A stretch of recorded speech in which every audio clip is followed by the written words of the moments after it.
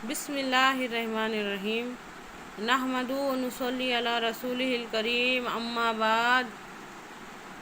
I am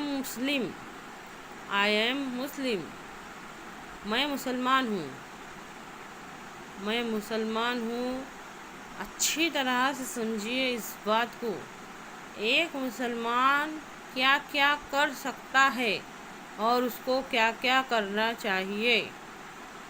اچھی طرح سے سمجھیے اس بات کو. اللہ رب العزت نے جب حضرت آدم علیہ السلام کو بنائے تھے تو فرشتوں سے فرمایا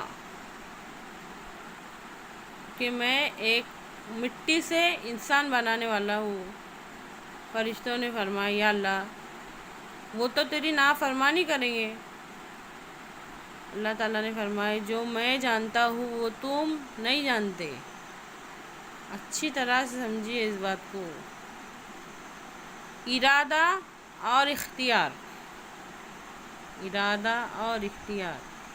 یہ دو طاقتیں ایسی ہیں جو اللہ تعالیٰ نے ہم انسانوں کو دی ہے، فرشتوں کو نہیں دی.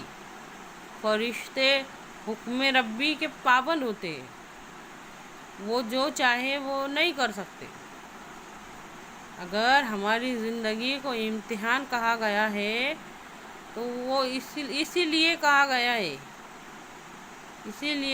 ہے کہ ہمارے اندر اللہ تعالیٰ نے وہ پاور ڈالی کہ ارادہ بھی بنا سکتے اور اس پر عمل بھی کر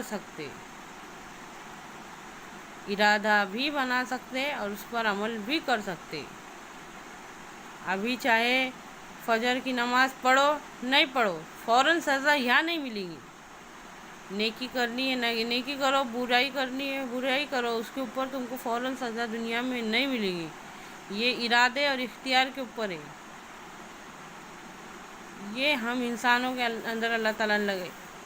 اور قرآن پاک اور حدیث ہم کو ہدایت کے لیے بھیجے گئے کہ تمہارے واسطے بھلائی اسی میں ہے، تم یہ راستہ چنو. اہدنا الصراط المستقیم. اللہ تعالیٰ سے جب ہم کہتے نا ہم کو سیدھے راستے پر چلا تو اللہ تعالیٰ نے ہم کو قرآن پاک میں سیدھے راستے کی سمجھ دی ہے، حدیثوں میں سیدھے راستے کی سمجھ دی ہے. چاہے تو تم اپنے ارادے کو ادھر لگاؤ چاہے ادھر لگاؤ. اچھی طرح سے سمجھو اس بات کو. نام محمد اور علی رکھ دینے سے، نام زینب اور فاطمہ رکھ دینے سے مسلمان کا حق ادا نہیں ہوتا. آئی ایم مسلم کا کیا مطلب ہے؟ جس نے بھی کہا کہ میں مسلمان ہوں اس کے کہنے کا مطلب یہ ہو گیا کہ میں پابند ہوں. جس نے بھی کہا کہ میں مسلمان ہوں، اشہد اللہ الہ الا اللہ، تو سمجھو اس نے یہ کہہ دیا کہ میں پابند ہوں. ہم پابند ہیں، اللہ کے حکموں کے پابند ہیں، نبی کریم صلی اللہ علیہ وسلم کی تعلیمات پر چلنے کے پابند ہیں. آئی ایم مسلم کا مطلب یہ ہے. آج دنیا میں کروڑوں سے کئی زیادہ مسلمان موجود ہیں. آئی ایم مسلم. ہر کسی کے پیشانی پہ بورڈ لگے ہے آئی ایم مسلم کا. اس کا مطلب کیا ہے اچھی طرح سے سمجھو. ہم پابند ہیں. اشہد اللہ الہ الا اللہ و اشہد ان محمد عبدہ رسولہ نے ہم کو پابند بنا دیا ہے اچھی طرح سے. اور نبی کریم صلی اللہ علیہ وسلم سے تعلقات کی بنیادیں کیا ہے سمجھو. قرآن پاک میں اللہ تعالیٰ فرماتے ہیں سورہ آل عمران کی 31ویں آیت میں، اے پیغمبر کہہ دیجئے ان لوگوں سے کہ اگر تم اللہ سے محبت رکھتے ہو تو میری یعنی کہ نبی کریم صلی اللہ علیہ وسلم کی اتباع کرو، ان کی پیروی کرو، ان کے نقش قدم پر چلو تو اللہ کیا کرے گا تمہارے گناہوں کو معاف کر دے گا، اور بے شک وہ معاف کرنے والا غفور رحیم ہے. آئی ایم مسلم کے مطلب کو سمجھو. اتنا آسان نہیں ہے. میں مسلمان ہوں. جس نے بھی کہا میں مسلمان ہوں وہ پابند ہے. اس کے ارادے کو اور اس کے اختیار کو اللہ کے واسطے استعمال کرنا پڑے گا.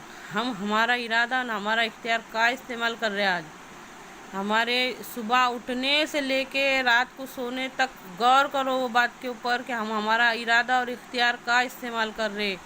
اچھی طرح سے سمجھو اس بات کو.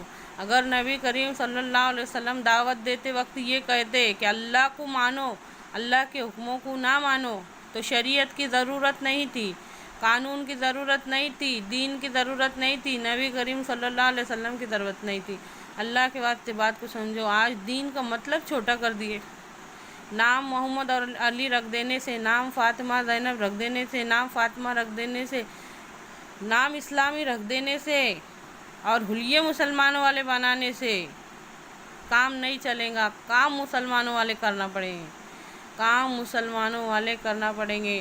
ہمارے نبی صلی اللہ علیہ وسلم کی آخری سانس تک کوشش تھی کہ برائی پر بھلائی کا راج ہو، برائی پر بھلائی کا راج ہو۔ اور ہماری کوشش کیا ہے؟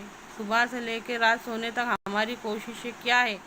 ہم اس گندے سسٹم کا حصہ ہے، ہم اس گندے معاشرے کا، ہم اس ظالم معاشرے کا ایک حصہ ہے۔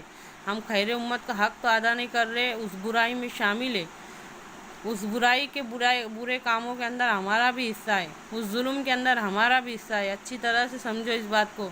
اللہ تعالیٰ نے ہم کو خیر امت کا ٹائٹل دیا تھا، نبیوں والے ذمہ داری دے کے بھیجی گئی تھی مسلمانوں کو، اور ہم کیا کر رہے ہیں آج؟ ہم اس ظالم معاشرے کا ایک حصہ ہے۔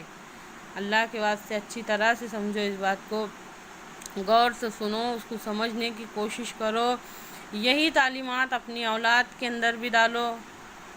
انشاءاللہ اللہ تعالیٰ کہنے اور سننے سے زیادہ عمل کی توفیق دے، آمین۔